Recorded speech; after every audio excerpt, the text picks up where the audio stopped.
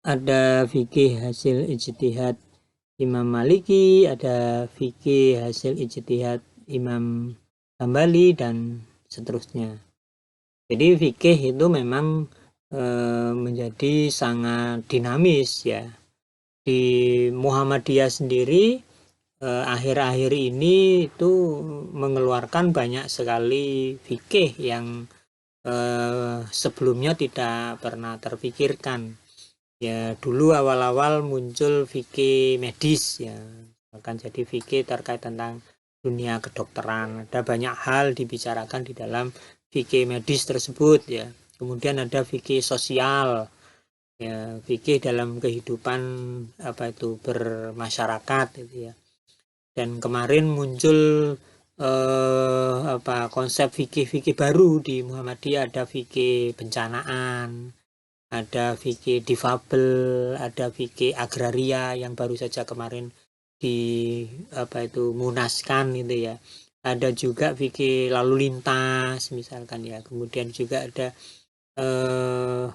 fikih yang mungkin dulu tidak terbayangkan, ada fikih air misalkan. Jadi segala sesuatu yang membicarakan tentang hukum-hukum terkait tentang ajaran Islam, itulah yang disebut dengan fikih. Jadi fikih tidak hanya berbicara tentang ibadah-ibadah yang khusus saja. Nah, inilah sekali lagi tentang sumber fikih di dalam ajaran Islam.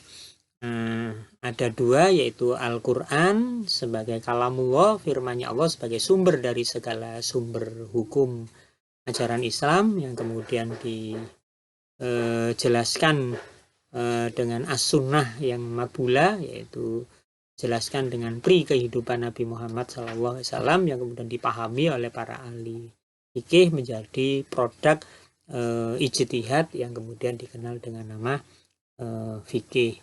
Sedangkan qiyas ya, kemudian juga ijma ya, atau ijtihad itu bagi Muhammadiyah bukan merupakan sumber hukum Islam ya, tapi itu merupakan metode atau cara bagaimana seseorang itu memahami sumber ajaran agama Islam, yaitu Al-Quran dan As-Sunnah. Jadi metode, cara untuk memahaminya.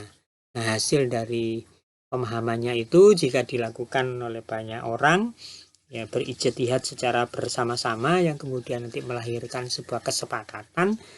Nah, itu disebut dengan ijma. Jadi ijma itu kesepakatan beberapa ahli ijtihad atau mujtahid ya, tentang satu hukum Islam.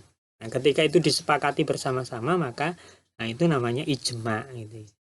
Jadi hasil dari kesepakatan itulah yang disebut dengan ijma. Nah, sebagai hasil kesepakatan ya, sebagai hasil ijtihad, maka itu bukan merupakan sumber ya. Jadi bukan merupakan sumber hukum ya, tapi ya hasil pemahaman tadi itu.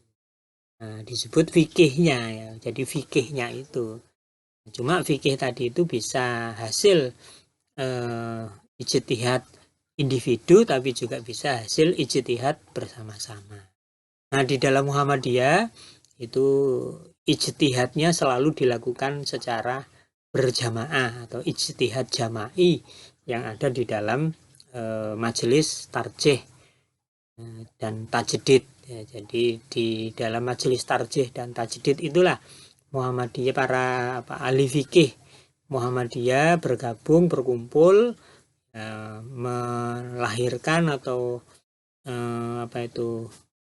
menghasilkan ijtihad yang sifatnya jama'i. Ini tentang sumber fikih di dalam ajaran Islam.